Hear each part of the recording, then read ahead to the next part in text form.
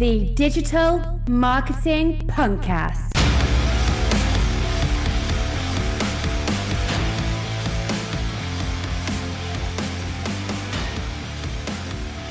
Hello everybody and welcome to the Active Resistance Against Bad Digital Marketing. Every episode I try and help you clear up the mystery surrounding this digital voodoo that we call digital marketing. This is the Digital Marketing Punkcast and I am Digital Marketing Punk. This is episode number 14 and today we're going to be talking about social media and we're also going to be talking about keyword research.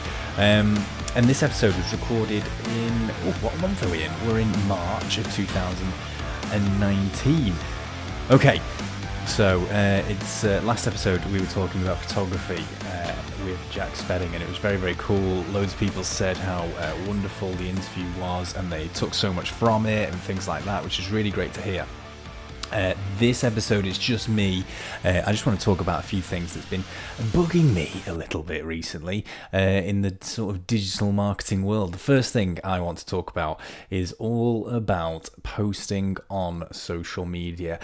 And I think this is really important because everybody uses social media as a form of obviously giving their business a voice and giving them sort of that platform, I suppose, to be able to broadcast to their audience, which is all very well and good. But I see a lot of bad practice when it comes to posting on social media. It's not as easy as you might think it is. And I think some people just think, well, if you're doing it, then that means that's a good thing. And that's not necessarily always the case. Because I want you to picture a scene for me, okay? I want to just close your eyes, unless you're driving, don't close your eyes, but picture the scene. I want you to imagine that you're in a nightclub. It's a really busy Ibiza nightclub, okay? And the music is absolutely blaring, and there's swarms of people around you. Some of them are drunk, some people are throwing up in the corner of the room, some people are doing other unseemly things elsewhere, and you are there trying to tell everybody in the room about your business, or you're trying to tell everybody how to sell something. Now, if you imagine in that sort of situation, what you could do is you could do one of two things, really, okay? So let's say you've got a particular person that you're trying to, let's say it's someone of that you're very, very attracted to, and that you want to appeal to, and you want to get to know them better, shall we say. What you could do is one of two methods. You could keep going up to that person and saying the same thing. Hey, can I buy you a drink? Hey, do you want to dance with me? Hey, do you want to do this? And you could keep doing it, and this person is just sort of, giving you the cold shoulder. They're ignoring you. They're turning the other way. They're looking at their other friends, giving them that face which says this person's a complete weirdo. And you don't really get anywhere. And this is the sort of method of, if I keep coming up to you, then I won't leave you alone until you actually give me what I want. And no one likes that. Nobody likes that. Otherwise, what you could do is you could do something completely and utterly unique, something completely different. You could really pull out some really strange, odd moves on the dance floor. And I can guarantee you that not just that person that you're trying to attract will be turning around and looking at you, but so will the entirety of the club will be turning around and looking at you. And I want you to take that image and I want you to sort of reflect that onto your social media posting, okay? So if you are just posting on your social media platforms the same thing, usually it's buy this, get that, subscribe to my email list, all those kind of things, and you're just posting them time after time after time after time, then it's not going to be surprising to you that no one is going to engage with you, no one's going to sort of interact with you, because you're not giving anybody anything to take any notice of you. You're just another person, you're just another annoying person, you're another sort of voice amongst a sea of other voices. So if you're actually doing something unique, you're doing something that adds value, you only have to do that thing once.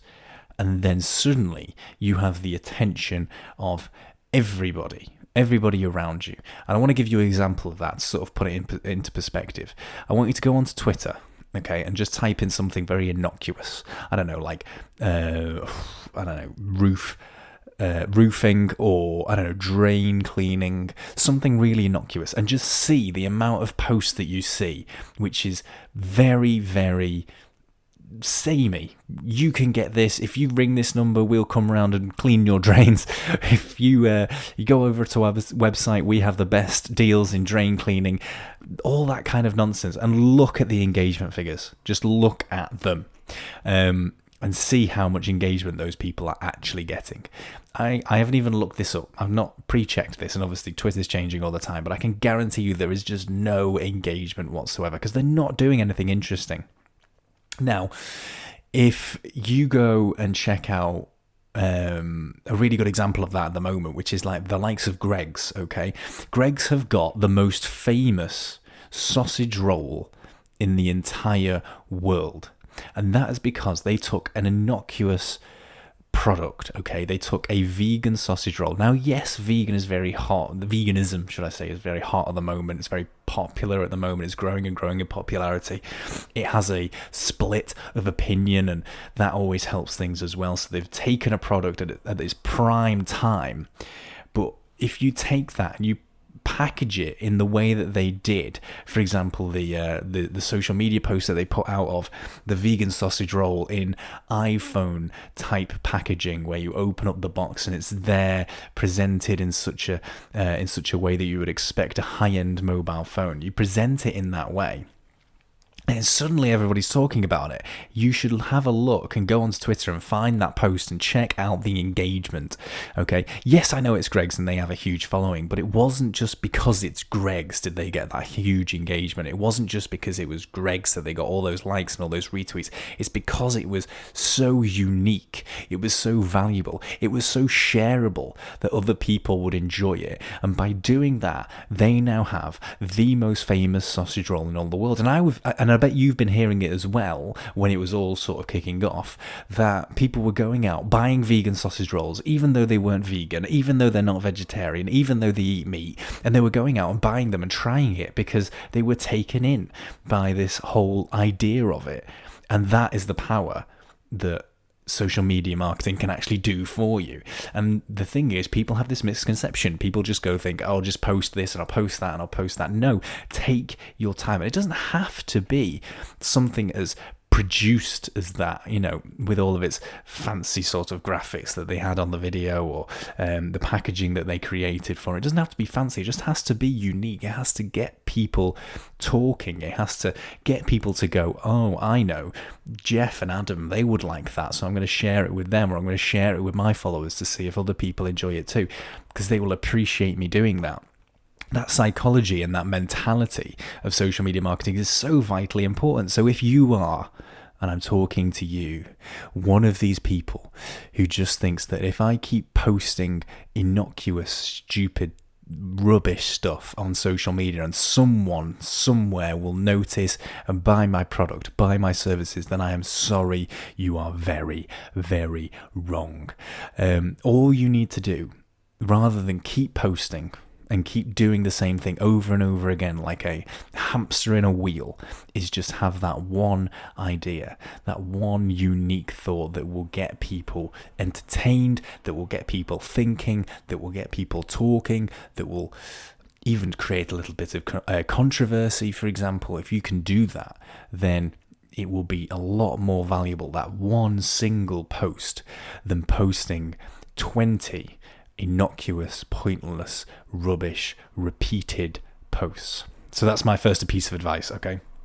It's really, really bugged me because I keep seeing it a lot, the same kind of thing. And you know what? When it comes to social media and people think, oh, well, it takes up so much time. It does take up so much time posting on social media. I know this from what I do with clients' social media. It does take up a lot of time. But do you know what? If you think about it, if you sit down and just have a brainstorm of the ideas and the things that you can post, the questions that you can answer that your audience needs answering, the pain points that they have that you can solve through your services or just a little bit of content, okay, then you will reap the rewards of that. And it's about thinking that out and putting that into a strategy, a plan. It doesn't have to be conclusive. You don't have to plan out every single tweet and post on Facebook and Instagram picture that you're going to do over the course of the year. It just needs a little bit of thought behind it in terms of what can I do that produces quality, that produces that thing which people will be interested in, engage in, and share and talk about.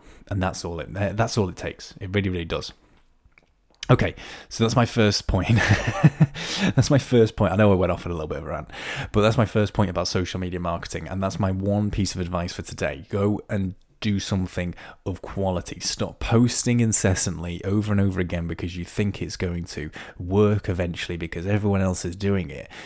Do something unique, do something different. And you know what? Another thing about this, because some people will come back to me and go, oh, I tried something different, tried something unique, and it didn't work. What I'm going to say to you is I want you to try something, do something new, and then see what reaction that gives. Have a look at your metrics, have a look at your reach, have a look at your engagement. And if it doesn't work as you expected, or you didn't get a lead, not every post is going to get you a lead or a product purchase or whatever. Okay, but try something different next time, and maybe that one will get more engagement. Always keep trying something, looking back on the data, and then trying something different. And it will always be better than the same repeated innocuous posts that you've been doing. If you are one of these people, I implore you over the next week, just have a think about the things that could be different. Okay, I'm going to take a bit of a pause. I want to just quickly mention before I move on to my second point about one thing which I think might be interested in you. I know the people listening to this podcast they're a mix. They're digital marketers, which is really, really cool, but they're also business owners that just want to get a little bit of a taste and a feel and a starting point, a little bit of advice in plain, simple English about how to drive their digital marketing forward. And if you are one of those business owners that wants to take control, and maybe you don't have the budget for an agency, maybe you don't have the budget for a freelancer, or you have been burnt by an agency before and you don't trust them, I have a solution for you.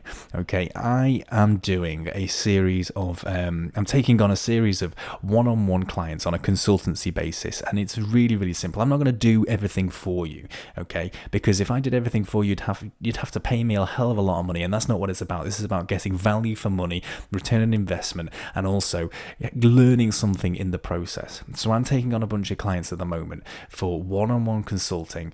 It's just going to be 1 hour each month on a video call with me, just going through your strategy, going through what you need to do to take the next step, to take your digital marketing next step to the next level. And that's all it is. It's very, very cheap. It's very cost effective if you take into the hours that you might spend with an agency or a freelancer. Everything will be broken down in plain English. Every single session you have with me, it will be 4 simple points to take through onto the next call. And then over the course of that month, you will just need to implement those 4 points, and we'll come back and we'll look at the data, or we'll review it and then come up with a series of 4 separate points. Okay. If you are one of these people and thinks, that could be for me, go over to my website, digitalmarketingpunk.co.uk, book straight on my website. There's no conversing with me. Book straight on my website your first consultation. And you can have a chat with me. We can talk about your business. We can see what's available to you, what we can do. And hopefully, if you're willing and if I'm willing, then hopefully we can move forward with just a monthly call every single month for a very low cost of a consultancy from me, Digital Marketing Punk. If you like the idea, go over to digitalmarketingpunk.co.uk, go scroll to the bottom of the page. You'll see my first booking form. You can book the time and day right there and then on the website. Okay, cool.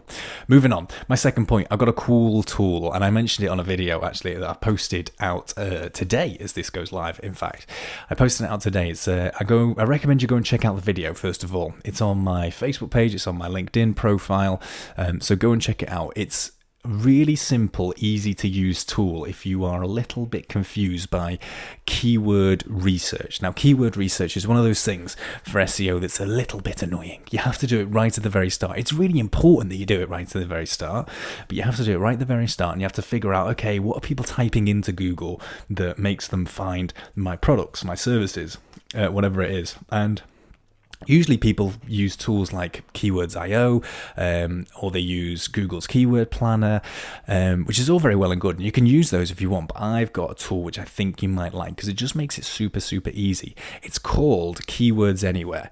No, it's not. It's called Keywords Everywhere. And Keywords Everywhere is a tool which basically is an extension of your web browser. You can plug it into Chrome, you can plug it into Firefox, and what it'll do, you'll need to get a free API, which is just, you type in your email address, you get a little code and you put it into the settings once you've got the extension. And every time you do a search on Google, it will actually tell you right at the very top, just underneath the search bar, how many people are looking at that keyword every single month. So it's telling you search volume, which is really handy when you're just doing innocuous searches throughout the day, just to see if your website's appearing or whatever. You can see how much volume's there, and that gives you a better idea of what you should be optimizing for, what content you need to be producing, what things you need to look at in terms of changing your content in order to rank better for it. So Keywords Everywhere is really, really good. Also, it provides you with a good metric on competition as well. So from 0 to 1, it provides you with a metric to say, okay, so this keyword, which is, I think the example I used was red shoes on the video. This keyword has a competition level of 1. That means it's got loads of competition. That's 100% competition. It's really, really hard to actually compete for that key phrase. So I might not do that if I'm just starting out. I might work my way up to that. What I'm going to do instead, I'm going to do red dress shoes, for example, and that has a lower competition, 0.3, for example, but it only has it has less in terms of search volume, which, okay, is good, but like my friend Rick Rodriguez would say, you start from the bottom. You start with the low search volume keywords which have low competition, and you work your way up to the big ones. So you start with that one and you optimize your site, and then after a while it becomes easier and easier to compete for the big massive search volume key phrases. So Keywords Everywhere is really, really good. I really heartily recommend it because it's really handy. The other good point with Keywords Everywhere, which is personal to me, okay, is that if I'm doing searches and I want to find search volumes, I just load up Google like I would with everything else. I load up Google and type it in, and I get to not just see the volume and the competition level, but I also get to see that searcher intent. Now, what I mean by that is I'm seeing what results Google is throwing back at me when I type in that key phrase, which is really important because there are a lot of key phrases out there which can be quite mixed. Okay, they can mean different things and have different intents behind them, and Google's worked out what those intents are going to be and will display results relating to that. And one searcher intent might be really your niche. It might be exactly everything that you do, but another searcher intent might be completely and utterly off the point whatsoever. I'm going to give you an example. If you put into Google something like renting in Leeds, there are two possible intents there if you think about it semantically, okay? There's people that are looking to rent a property in Leeds, and there's people looking to rent out a property in Leeds, okay? Those that have a home and are wanting to rent it out. So there's two searcher intents. If you actually put it into Google, the thing that comes back is people looking to rent out properties in Leeds, okay? That's the searcher intent. So you need to, then it gives you a better understanding, right, okay, well, if I'm someone that's looking for keywords which are just related to people wanting to rent out their property in Leeds, I know to take that keyword off the table. So it gets rid of that wastage, because you'll find it nigh on impossible to rank for that keyword because the searcher intent is completely wrong to what your service is actually providing. Okay, I'm going to leave it right there because I think they're all my hints and tips that I've got off my chest from this week. If you do have any questions or if you have any queries, feedback about the show, don't forget you can get in contact with me, punkcast at digitalmarketingpunk.co.uk. You can also connect with me all across social media. You can find me on facebook.com digitalmarketingpunk, on Twitter at punk_digital, and on Instagram at digitalmarketingpunk as well. You can also connect with me on LinkedIn by searching Digital Marketing Punk, and my lovely face should usually appear. It would also be great if you haven't done so already. Subscribe to the Digital Marketing Punkcast if you like what you've heard this episode. If you really like the show, you can show your appreciation. You can give it 5 stars on iTunes. That would be wonderful, and I would thank you eternally for doing that. I also hope you will join me for the next episode of the Digital Marketing Punkcast. Thank you very much.